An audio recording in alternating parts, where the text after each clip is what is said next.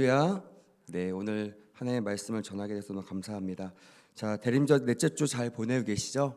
네, 이제 이틀 후면 성탄절입니다. 우리 주님의 기뻐하심, 주님의 오심을 우리가 기뻐하며 찬양하며 함께 나누는 그런 귀한 시간이 되었으면 좋겠습니다. 보통 크리스마스를 우리가 성탄절을 크리스마스라고 합니다. 다 아시겠지만 크리스는 우리 그리스도를 말하고 있고요. 그다음 마스는 경배하다라는 뜻을 가지고 있습니다. 그러니까 크리스마스는 우리를 구원하러 오신 그 예수님을 경배하는 날이죠. 그럼에도 불구하고 제가 뉴스를 보다 보니까 안타까운 소식들이 많습니다. 매년 크리스마스 시즌이 되면 사람들이 이 성탄의 의미를 잘 파악하지 못하고 그냥 먹고 마시고 즐기는 그런 시기로 보내는 사람들이 많다는 것을 뉴스를 통해서 보게 되었습니다. 그 단적인 예가 가장 많이 팔리는 술이 많이 팔리는 시즌이 바로 크리스마스라고 하죠. 그리고 죄가 가장 많이 나타나는 또한 경찰서가 붐비는 시기 또한 크리스마스라는 소식을 듣게 되었습니다. 너무나 안타깝죠. 얼마나 기쁘고 얼마나 의미 있는 날인데 이 의미 있는 날을 그렇게 어리석게 보내는 사람들이 참 많다는 것이 우리에게 또한 복음을 전해야 될 이유가 되어야 될 줄 믿습니다. 그럼 어떤 마음으로 우리가 하나님이 기뻐하시는 크리스마스를 보낼 수 있을까? 여러분들에게 오늘 본문 말씀을 가지고 같이 한번 상고해 봤으면 좋겠습니다. 특별히 오늘 저는 우리 찬양했던 것처럼 찬양 1절 했던 것처럼 목자들의 크리스마스에 대해서 좀 여러분들과 소개하고 우리가 이 크리스마스를 준비하면서 우리 목자들과 같이 정말 주님을 경외하는 마음으로 우리가 주님을 오심을 기다리는 그런 예배가 되었으면 좋겠다라는 메시지를 전하려고 합니다. 첫째로 목자들의 크리스마스가 하나님께서 기뻐하셨던 이유가 무엇일까? 그것은 하나님을 경외하며 세상과 구별된 거룩한 삶을 살았기 때문이라는 것입니다. 저도 예수님을 모태신앙부터 지금까지 믿으면서 제 마음 한구석에 있던 믿음이 하나가 있습니다. 그건 무엇이냐면 주님이 이 땅에 오실 때 어떤 사람을 찾으실까? 어떤 사람에게 나타나실까? 우리 한번 따라해 보겠습니다. 믿음의 사람. 그렇습니다. 그래서 우리는 어떤 것보다 믿음의 사람이 되어야 됩니다. 그리고 그 믿음의 사람은요 반드시 그 열매가 나타내는데 그 열매가 저는 크게 두 가지라고 믿습니다. 하나는 하나님을 경외하는 거예요. 하나님을 사랑하지만 하나님을 두려워하는 거예요. 두 번째는 세상과 구별된 삶을 사는 거라고 말씀드릴 수가 있습니다.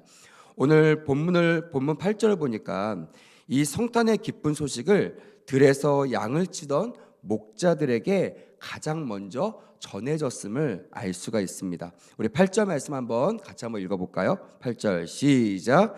그 지역의 목자들이 밤에 밖에서 자기 양떼를 지키더니라고 표현되고 있습니다. 여러분 여기에 나와 있는 들에 양을 치던 목자들, 이 목자들은요 그냥 목자들이 아님을 우리는 알 수 있습니다. 한번 생각해 보세요. 여러분들에게 기쁜 소식이 있습니다. 이 기쁜 소식을 누구에게 전할까요? 아무런 상관이 없는 사람에게 전할까요? 아마 가장 사랑하고 가장 좋아하는 사람에게 전하는 것이 맞을 것 같습니다. 저에게 만약 기쁜 소식 생겼어요. 그러면 이것을 제가 사랑하는 사람들에게 먼저 전하듯이 예수님께서 이 땅에 오실 때 당신이 가장 사랑하는 사람들에게 먼저 이 복음을 전했을 거라고 저는 믿습니다. 그래서 오늘 본문 보니까 그 지역의 목자들에게 가장 먼저 찾아가셔서 또한 이 복음을 전했던 것, 다시 말하면 이 목자들이 하나님 보시기에 가장 사랑하는 사람이 아니었을까라는 생각을 가져보았습니다. 과연 그들이 누구간데 이렇게 하나님께서 사랑하는 사람이 되었을까? 오늘 본문을 보니까 두 가지 힌트가 있습니다. 하나는 그 지역의 목자들이라고 오늘 8절에 기록되어 있죠. 이 지역이란 학자들이 얘기하기로는 베들레헴에서 좀 떨어진 베탁게렘이라는 지역이라고 말하고 있습니다.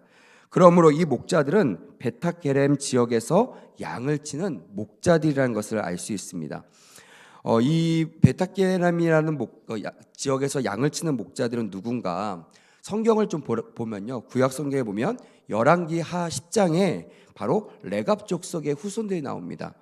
이 레갑 족속의 후손들, 이들에게는 아주 귀한 전통들이 내려오고 있어요. 이거는 본인 때가 아니라 위로부터, 우리 조상들부터 내려오던, 너희들은 이렇게 하나님을 경외해야 된다라고 위로부터 내려왔던 그런 법칙 세 가지가 있습니다.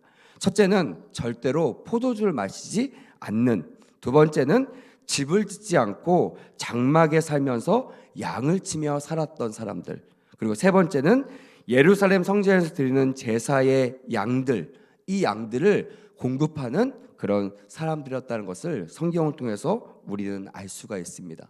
하나님께 예배드리기 위해서 가장 필요한 이 제물, 이 양을 댔던 사람들, 이 양을 공급했던 사람들이 바로 레갑 족속이었고, 그 레갑 족속의 후손들이었다는 것을 우리는 알 수가 있다라는 것입니다. 이 스펜서라는 학자가 있습니다. 그는 이렇게 말했어요. 예수님 당시까지도 주로 예루살렘에서 하나님께 어린 양 희생 제물로 드려지는 양들은 다 이 레갑의 후손들이 키운 양들이었다라는 기록이 있습니다. 그 말은 뭡니까? 우리가 이 제물을 드릴 때 그냥 드리지 않겠죠. 수많은 양 치는 사람들이 있었겠지만 어떤 사람들의 양을 썼겠습니까? 하나님께 가장 존귀하고 거룩한 사람들, 바로 이 레갑 족속의 후손들의 양들을 가지고 제사를 드렸다는 것을 알 수 있습니다. 그리고 대를 이어서 이 후손들에게, 자기뿐만이 아니라 대를 이어서 후손들에게 메시아를 기다리는 이 신앙을 계속 전수했다라는 것을 짐작할 수가 있습니다. 바로 오늘 본문에 나오는 이 목자들은요, 다른 사람이 아니라 이렇게 거룩하게 하나님을 경외하고 하나님을 사랑하며 살았던 이 레갑의 후손들, 그들의 목자들이 오늘 8절에 나오는 그 지역의 목자들이었다는 것을 우리는 알 수가 있다라는 것입니다. 하나님은요, 레갑의 후손들, 이 목자들의 아름다운 믿음과 또한 신앙을 기억하시고 성탄의 기쁜 소식을 가장 먼저 이들에게 전해 주셨다라는 것입니다. 저는 이 대림절 넷째 주를 지나면서 또 내일 모레 우리 성탄절을 기다리면서 저와 여러분들이 이런 레갑 족속의 후손들처럼 그냥 세상 사람들처럼 흥청망청 또한 선물 받고 기분 좋은 날이 아니라 정말 우리 예수님이 오심을 기다리며 그분을 사모하며 그분을 경외하는 그런 아름다운 우리 성도들이 되기를 주님의 이름으로 간곡히 원합니다. 아멘. 자, 둘째로는요, 목자들이 크리스마스가 가장 기쁘고 하나님께서 기뻐하셨던 이유는 온 백성에게 미칠 큰 기쁨의 소식임을 믿고 예수님을 경배했기 때문이라는 것입니다.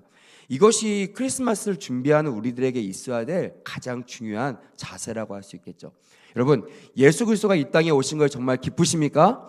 아멘. 여러분 정말 기뻐하길 원합니다. 다른 어떤 날보다, 내 생일보다, 다른 어떤 기념일보다 정말 예수님이 다시 오심 그날을 기다리는, 또한 예수님의 탄생을 기다리는 이 날이 가장 복된 날이고 가장 기쁜 소식임을 우리는 이 레갑 족속의 후손들, 이 목자들처럼 기억하고 따라야 한다는 것입니다. 천사가 목자들에게 전해준 예수님의 탄생이 온 백성에게 미칠 가장 큰 기쁨의 소식이라고 성경은 대언하고 있다라는 것입니다. 여러분, 우리가 가져야 될 가장 큰 기쁨의 소식, 이것이 성탄의 기쁨이 되어야 될 줄 믿습니다. 아멘. 그래야 우리가 기다릴 때 정말 기쁜 마음으로 기다릴 수가 있는 것이에요. 무엇 때문에 우리가 성탄절을 기다릴까? 그것은 예수님께서 우리에게 가장 좋은 소식, 온 백성에게 가장 좋은 소식을 전해주는 그때라는 것을 우리가 알아야 된다는 것입니다. 그래서 성탄절은요, 온 인류의 가장 큰 축복의 날이고 가장 큰 축제의 날입니다. 오늘 오다가 라디오를 들었는데 좀 안타까운 소식을 저도 들었어요.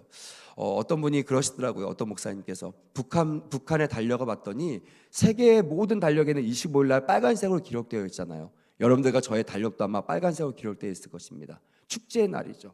근데 유일하게 달력에 25일이 12월 25일에 빨간 날로 기록되어 있지 않는 나라가 북녘 땅이라고 하더라고요. 북한 땅에는 그날이 없대요. 그리고 그 다다음 날 무슨 그 자기네 기념일에 빨간 날로 표시되는 거 보면서 참 그 목사님이 마음이 아팠다라는 그 라디오를 들으면서 오늘 오게 되었어요. 여러분, 세상의 모든 사람이 전할 때 그 기쁜 소식을 전하지 못하고 듣지 못하는 사람들도 있다라는 것입니다. 근데 우리는 어떻습니까? 정말 나가면 트리와 나가면 성탄 캐롤, 또한 이 대림절 기간 동안에 매 이 강대상에서 성탄의 기쁜 소식을 전하잖아요. 그리고 듣잖아요. 그럼에도 불구하고 우리 마음 가운데 큰 기쁨이 없다면, 다시 오늘 말씀을 통하여 나도 저 레갑 족속처럼 목자들, 그 지역의 목자들처럼 나도 이 기쁜 소식을 기쁜 소식이라고 여기고 기뻐할 수 있는 우리 모두가 되었으면 좋겠습니다. 아멘.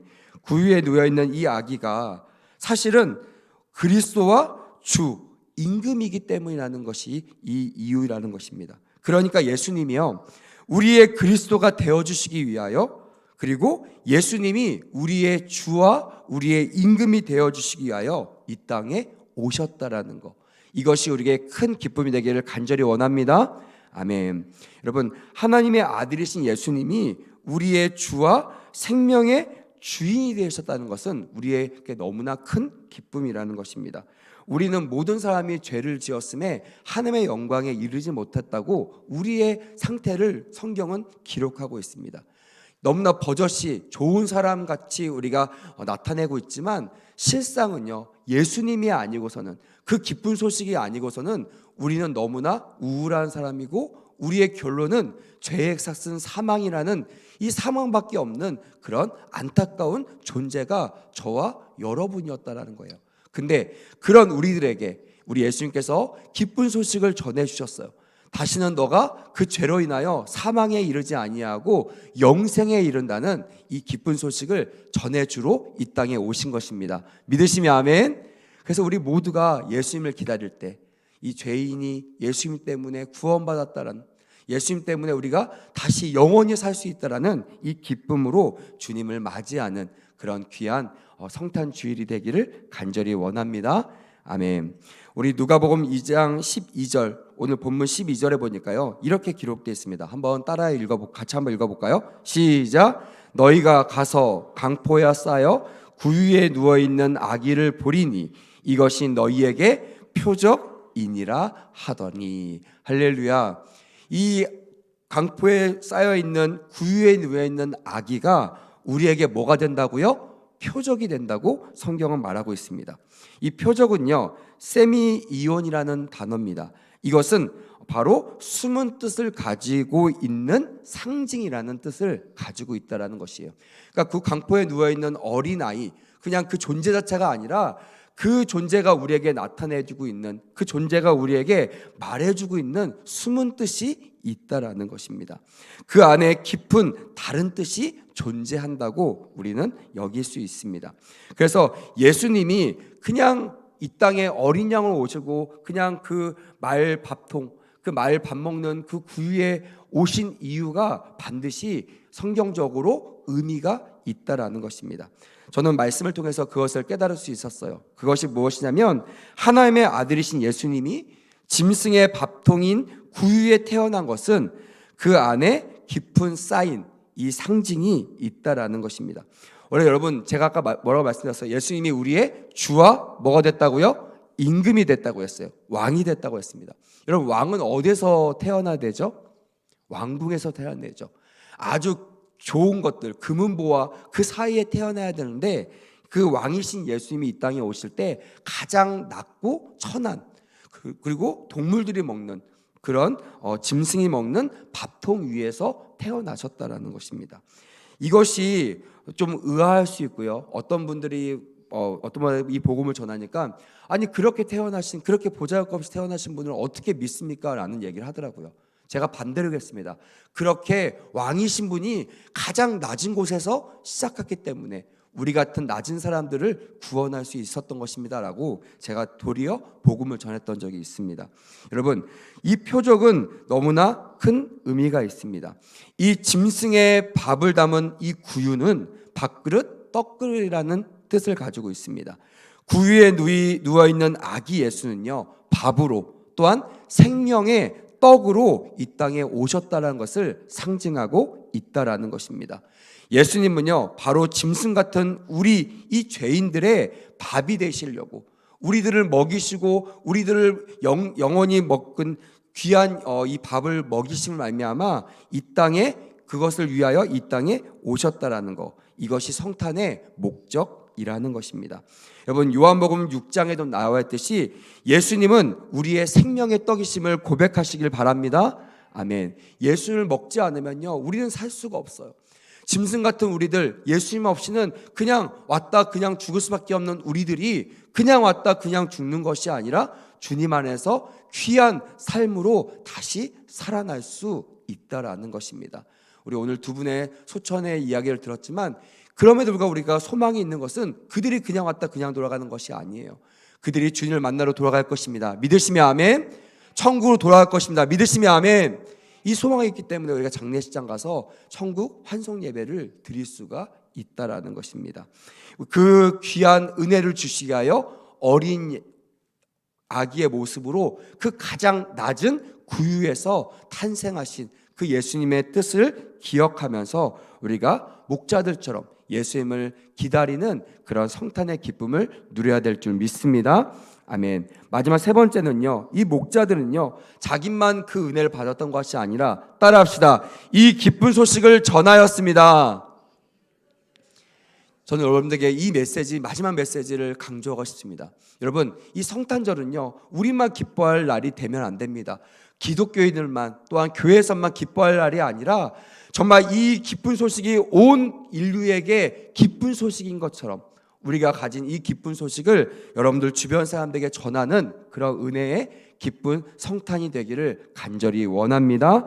아멘. 천사들과 함께 목자들은요 찬양을 했다고 성경은 기록되어 있습니다. 우리 13절 같이 한번 읽어볼까요? 13절 시작. 호련히 수많은 천군이 그 천사들과 함께 하나님을 찬송하여 이르되라고 되어 있습니다. 하나님께 영광이요 땅에서는 하나님이 기뻐하시는 사람들 중에 평화로다라고 우리가 성가대 칸타타 하듯이 하나님을 찬양하고 어린 예수님을 찬양했다라는 것입니다. 여러분, 우리가 성탄을 맞이하고 준비할 때 우리에게 기쁜 소식이 있다면, 우리에게 기쁜 소식이라고 여겨진다면 반드시 여러분들 주변에 이 복음을 믿지 못하는, 이 복음을 알지 못하는 사람들에게 이 기쁜 소식을 전하는 우리 모두가 되기를 간절히 원합니다. 아멘. 그래서 25일 성탄절날 우리와 우리 주변에 있는 모든 사람들이 그 왕이신 예수님 앞에서 주님 오심을 기뻐하고 감사하는 아름다운 성탄 예배를 드리는, 그것을 준비하는 귀한 시간들이 되는 그런 은혜가 저와 여러분들에게 있기를 간절히 원합니다. 아멘. 기도하겠습니다.